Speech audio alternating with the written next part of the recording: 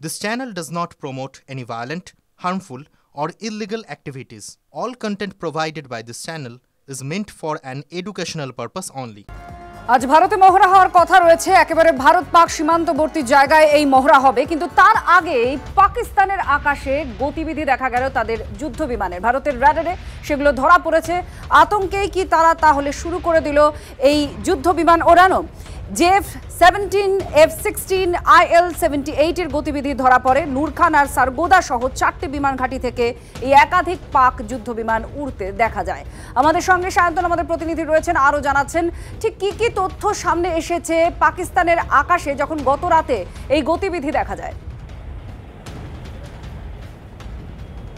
দেখো, অপারেশন সিঁদুরের পর থেকে পাকিস্তান বায়ুসেনা রীতিমতো থরহরিকম্প হয়ে রয়েছে এবং এই অবস্থায় পাকিস্তান বায়ুসেনা বুঝে উঠতে পারছে না যে ভারতীয় বায়ুসেনা আবারও কি তারা প্রত্যাঘাত করবে, আবারও কি তাদের জঙ্গি ঘাঁটিতে তারা বোম ফেলবে। এই আশঙ্কা থেকেই তারা কিন্তু গতকাল রাতে যেটা দেখা যায় যে সন্ধ্যে থেকে রাত পর্যন্ত JF-17, F-16 এর মতো যুদ্ধ বিমান সারগোদা, নূর খান সহ প্রায় 4টি বিমান ঘাঁটির ওপরে প্রায় মধ্যরাত 3:30 পর্যন্ত তারা চক্কর খেয়েছে। যেটা পাকিস্তান বায়ুসেনা সূত্রে খবর যে তারা কোনোভাবেই কোনো ত্রুটি রাখতে নারাজ, কিন্তু ভারতীয় যারা সমর বিশারদরা রয়েছে তারা যেটা মনে করছেন যে গতকাল রাতে IPL এর ফাইনাল ম্যাচ ছিল, পাকিস্তানের বায়ুসেনা আধিকারিকরা মনে করছে যে 7 তারিখে মকডিলের কথা বলে যেভাবে 6 তারিখে অপারেশন সিঁদুর পরিচালিত করেছিল ভারতীয় বায়ুসেনা, গতকালও IPL এর দিকে যখন বিশ্বমঞ্চ তাকিয়ে রয়েছে তখন সেই কৌশলে ভারতীয় বায়ুসেনা ফের প্রত্যাঘাত করতে পারে এবং এই কারণে ভয় পেয়ে গিয়ে তারা তাদের 4টি বায়ুসেনা ঘাঁটি সহ গোটা পাকিস্তান সীমানার মধ্যে বারবার করে চক্কর খেতে থাকে। এই খবর ভারতীয় বায়ুসেনার কাছে পৌঁছায় এবং ভারতীয় বায়ুসেনার রেডারে যখন পাকিস্তানের যুদ্ধ বিমান ধরা পড়ে তখন এয়ার ডিফেন্স সিস্টেম অ্যাক্টিভ করা হয়। অর্থাৎ যখন দেখা যায় যে পাকিস্তানের আকাশে এই যুদ্ধ বিমানের গতিবিধি, তখন আমরাও চুপ করে বসে থাকিনি, আমাদের যে এয়ার ডিফেন্স সিস্টেম রয়েছে সেগুলোকে সক্রিয় করে দেওয়া হয়।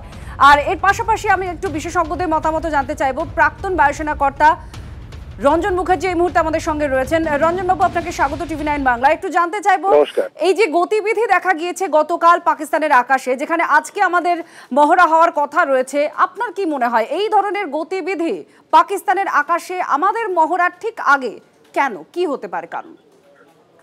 দেখুন, এটা খুবই স্বাভাবিক ব্যাপার, এটা কোনো অস্বাভাবিক ব্যাপার নয়।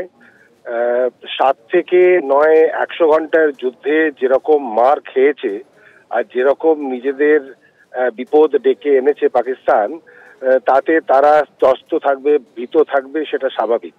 কিন্তু কখনোই একটা দেশের মনোবলকে রাখতে গেলে, দেখুন পাকিস্তানের টোটাল মনোবলটা আর্মি মেনটেন করে, ওদের তো ডেমোক্রেসি নেই, তাই জন্য ওরা এই সমস্ত এক্সারসাইজেস করতে থাকবে। এগুলো হচ্ছে রিটরিক, পাবলিককে একটা খাওয়ানো একটা জিনিস, সেগুলো খাওয়াতে থাকবে।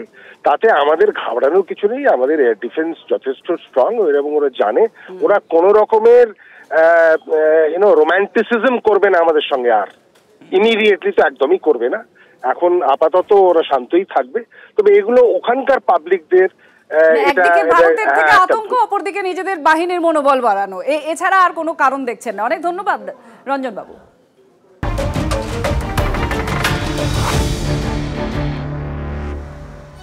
পরের খবর, মার্কিন সেনার কবজায় পাকিস্তানের নূর খান এয়ারবেস। পাকিস্তানি সেনা আধিকারিকদেরও প্রবেশের অনুমতি দেওয়া হচ্ছে না ওই এয়ারবেসে। দাবি পাকিস্তানের নিরাপত্তা বিশেষজ্ঞ ইমতিয়াজ গুলের। নূর খান এয়ারবেসে কি আছে আমেরিকার?